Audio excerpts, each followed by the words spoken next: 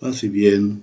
Soy el hermano Jesús María Bezuna Artea, franciscano capuchino y sacerdote católico, y aquí estoy con mucho gusto siguiendo este programa dentro de la serie Seguidores del Camino, esta serie de catequesis sobre el encuentro y seguimiento de Cristo en la Iglesia.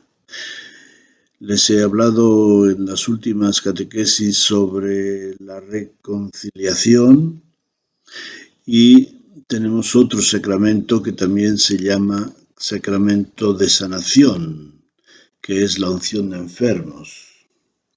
Y es importante, hermanos y hermanas que me escuchan, pues que nos demos cuenta de cómo en la Iglesia tenemos nuestros sacramentos de iniciación de sanación, así como los de iniciación, bautismo, confirmación, Eucaristía, los de sanación, reconciliación y unción de enfermos, así como los sacramentos de madurez que se consideran el sacramento del matrimonio y del sacerdocio. Bueno, entonces, a lo que iba es que, bueno, pues por ahí, en algunas partes, no son raras las celebraciones que se hacen de misas de sanación. En el ritual, en el misal romano, mejor dicho, no existen tales misas de sanación.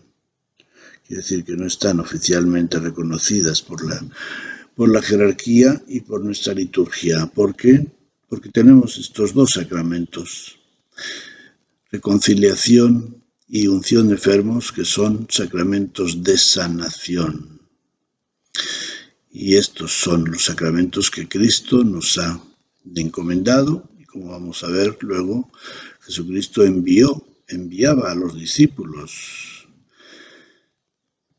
a evangelizar y les daba poder para sanar también a los enfermos como Él lo hacía.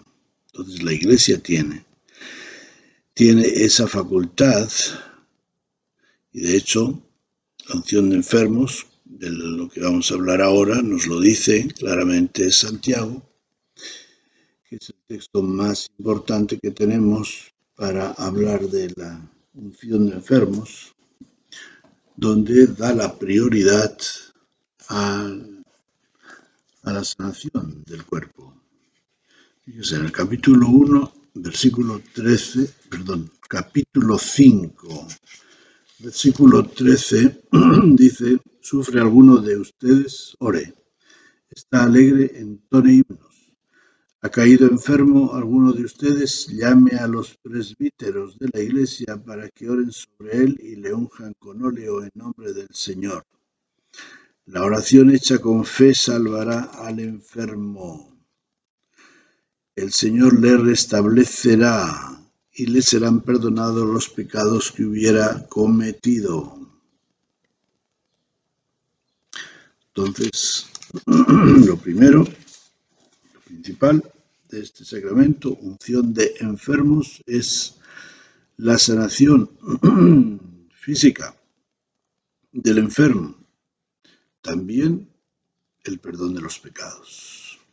Por eso, la Iglesia, en la renovación litúrgica del Concilio Vaticano II, le dio este nombre de unción de enfermos, dejando de lado el tradicional de extrema unción, que todavía hay muchísima gente, no solamente entre laicos, sino también entre sacerdotes, que parece que no se han enterado de que el nombre de este sacramento es unción de enfermos y no extrema unción.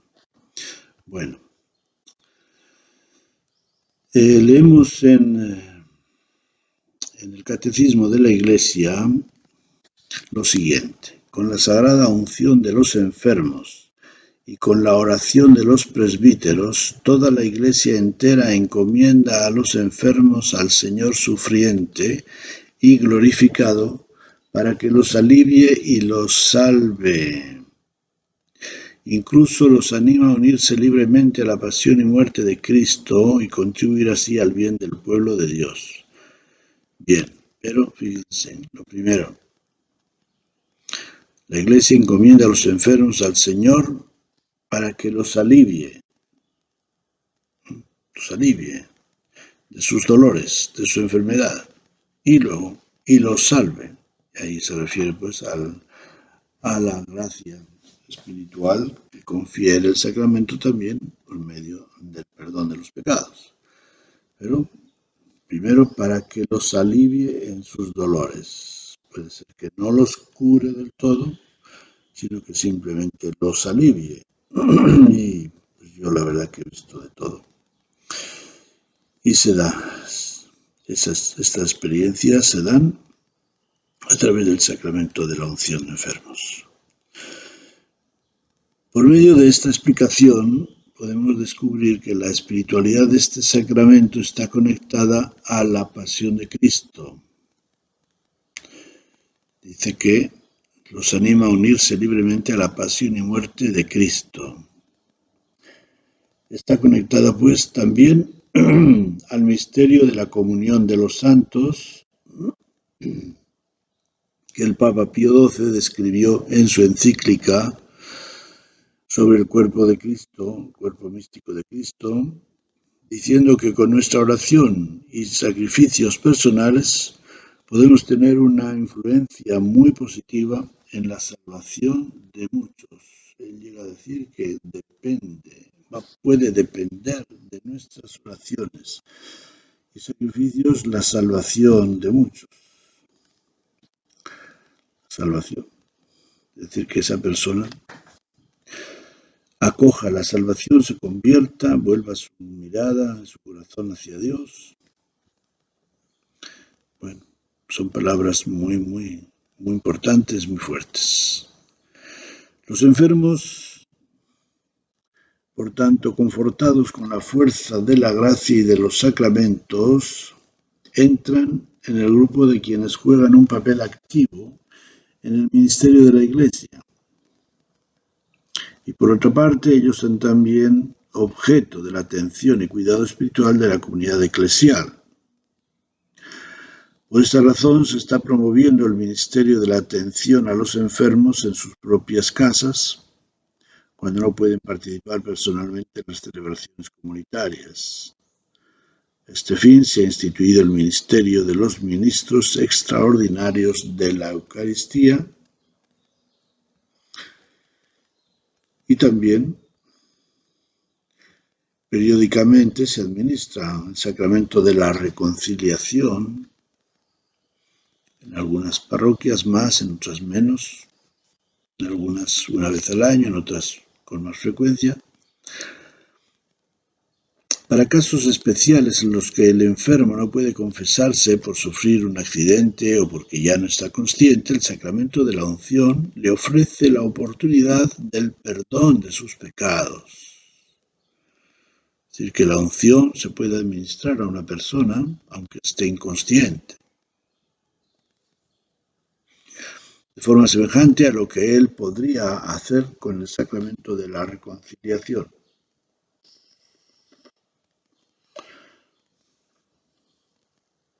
Es decir, que el sacramento de la reconciliación, que lo recibimos conscientemente y manifestamos abiertamente nuestro deseo de conversión, de arrepentimiento, la unción lo hace, diríamos, por medio de la Iglesia, por medio de los demás miembros de la Iglesia, en favor de esta persona que ya quizá esté inconsciente. Este sacramento, administrado en ciertas ocasiones en las parroquias y en los santuarios que prestan atención especial a los enfermos, va dando una cara más amable a la enfermedad y ayudando a mirar a la muerte como un paso sacramental de nuestra vida. De manera que, así como entramos en la Iglesia santificados por el bautismo, salimos de este mundo para incorporarnos a la Iglesia triunfante del cielo, santificados por la unción de enfermos, que normalmente, cuando el enfermo está consciente, va acompañada de la comunión sacramental. Los evangelios nos dan un testimonio claro de cómo el ministerio de Jesús tuvo como una de sus facetas principales y constantes la atención a los enfermos. Por ello, este sacramento también incluye, como lo dice Santiago en la carta en lo que hemos leído, incluye la gracia de la salud corporal, de lo cual tenemos constancia por muchos casos reales en la práctica del mismo. Así que vamos a repasar esos pasajes del Evangelio en los cuales se manifiesta esta actitud de Jesús frente a la enfermedad, cómo da a los apóstoles, a los discípulos también esta facultad para sanar enfermos. La primera historia o la primera experiencia está en el Evangelio de San Mateo. Los tres primeros milagros de Jesús, según es el primer Evangelio, que más o menos es lo mismo en los otros sinópticos, es la curación de tres enfermos. El primero es la curación de un leproso. Cuando bajó del monte le siguió mucha gente, y entonces se acercó un leproso y se postró ante él, diciendo: Señor, si quieres puedes limpiarme. Jesús extendió la mano, le tocó y dijo: quiero, queda limpio. Y al instante quedó limpio de la lepra. A continuación nos cuenta el Evangelio otra historia, que al entrar en Cafarnaúm se le acercó un centurión suplicándole, centurión romano: Señor, tengo en casa un criado paralítico que sufre terriblemente. Jesús le dijo: yo iré a curarle. Respondió el centurión: Señor, no soy digno de que entres en mi casa, pero di una sola palabra y mi criado quedará sano. Al oírlo Jesús se admiró de la fe. Luego dijo al centurión: vete y que suceda según tu fe. Y en aquel momento el criado quedó sano. Y a continuación nos cuenta otra curación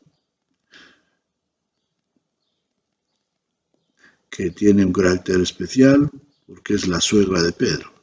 Al llegar Jesús a casa de Pedro, vio a la suegra de éste en cama con fiebre.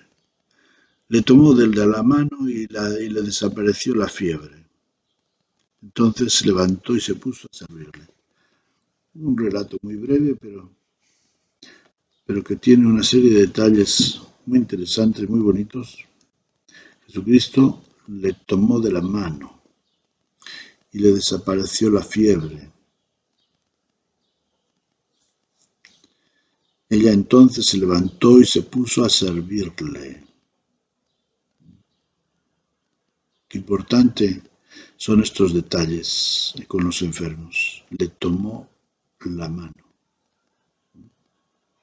Y no fue para tomarle el pulso, sino en señal de cariño. Inmediatamente desapareció la fiebre. Ella entonces se levantó y se puso a servirle. Y no acaba aquí todavía. Viene ahora un resumen de todo esto que nos dice el evangelista Mateo. Al atardecer le trajeron muchos endemoniados. Expulsó a los espíritus con su palabra y curó a todos los enfermos. Así se cumplió lo que dice el profeta Isaías: Él tomó nuestras flaquezas y cargó con nuestras enfermedades. expulsó a los espíritus con su palabra y curó a todos los enfermos. Muy interesante este texto del capítulo 8, versículo 1 al 17, y luego también el capítulo siguiente, el capítulo 9, ese mismo San Mateo nos cuenta la curación de un paralítico,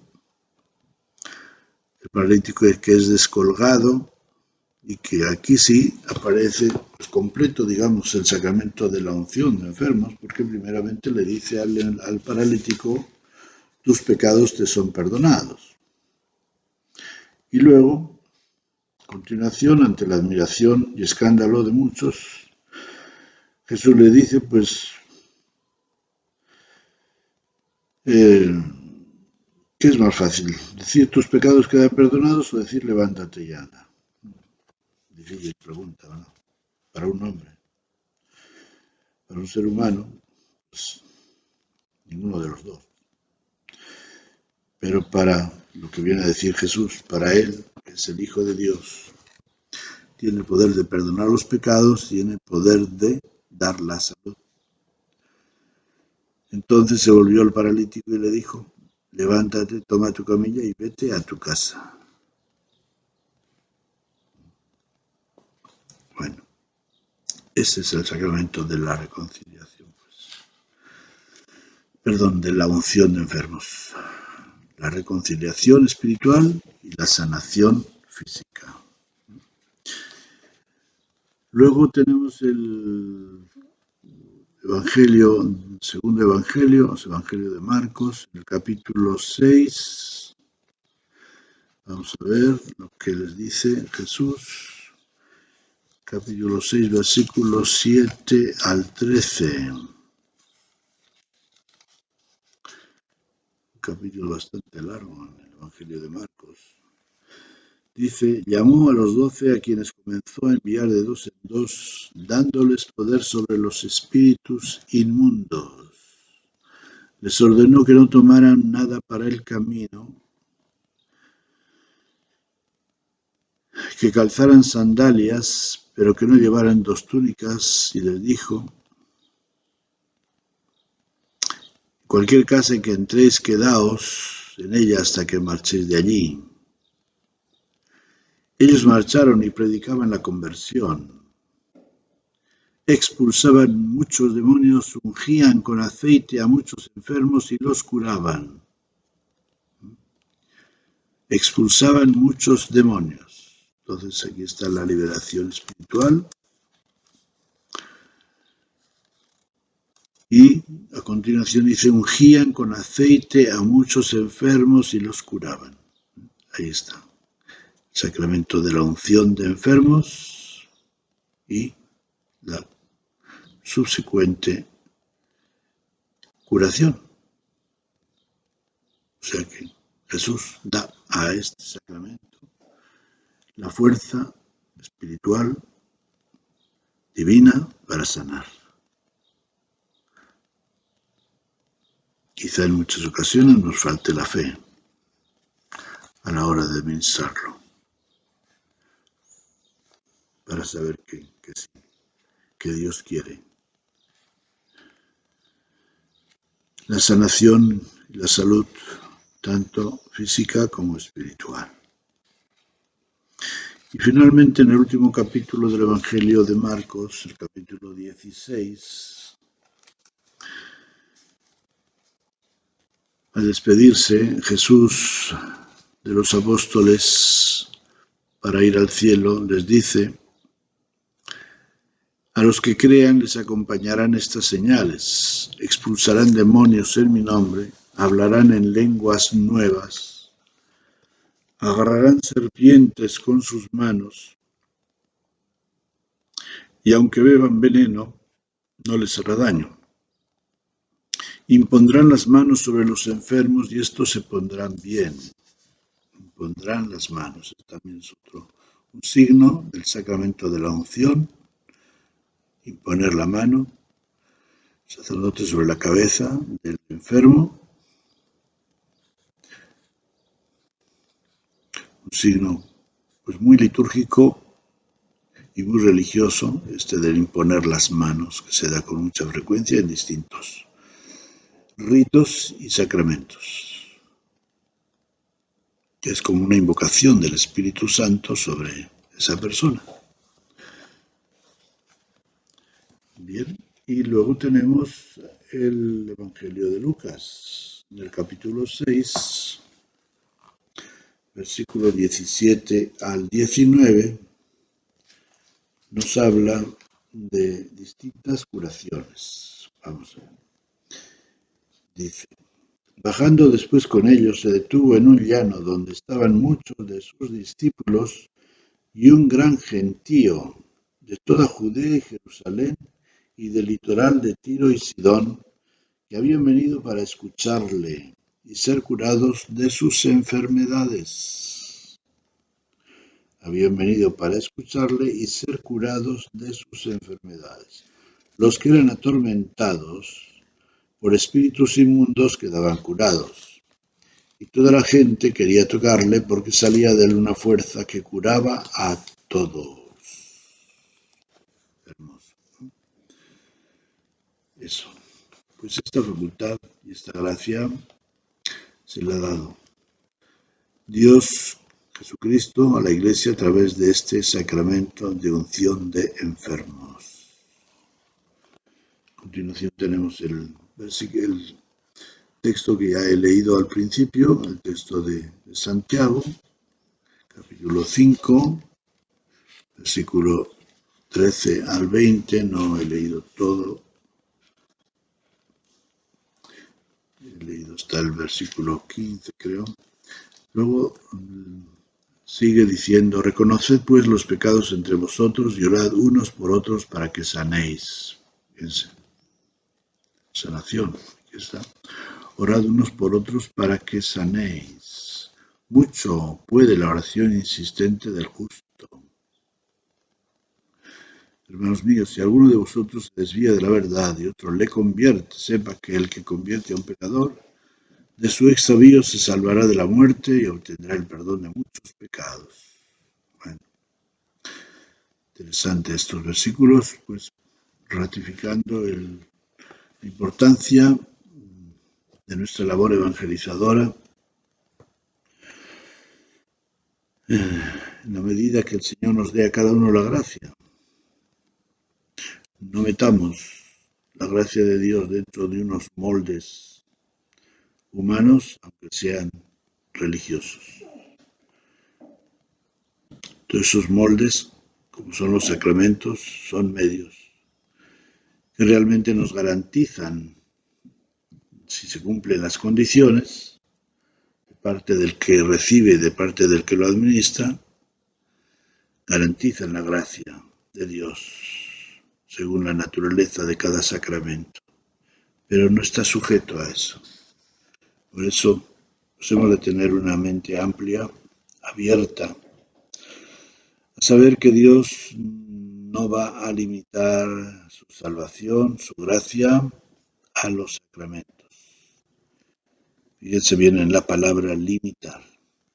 Así que no le voy a poner límites a su gracia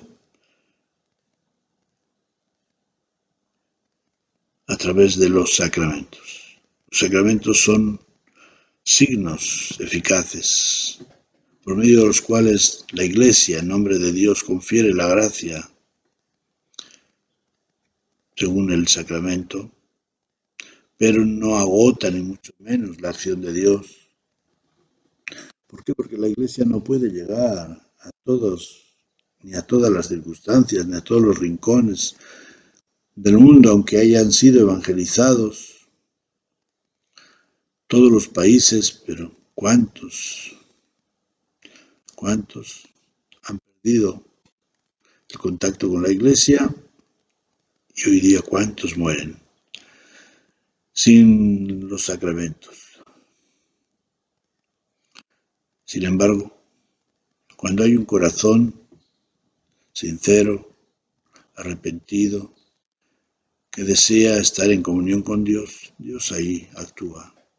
Dios da la gracia, Dios confiere la gracia. aunque no puedan recibir el sacramento en ese momento. Dios nos ha redimido, nos ha salvado a través de Jesucristo, y la Iglesia pues tiene esa responsabilidad de hacer saber este misterio y de conferirlo dentro de sus capacidades y oportunidades. Pero Dios no va a limitar su gracia ni su acción salvadora a los 7 sacramentos reconocidos por la Iglesia. La acción salvadora, santificadora de Dios, el perdón de Dios no tiene límites, siempre y cuando haya un corazón abierto, un corazón dispuesto para recibir la gracia de Dios. Y esto lo digo porque hay mucha gente que hace depender la salvación eterna de un sacramento. Es que se murió sin confesar. Es que se murió sin bautizar. ¿Y dónde dice el Evangelio? Que no, que uno no se puede salvar o que no puede recibir la salvación de Cristo aun fuera de los sacramentos, por otros medios.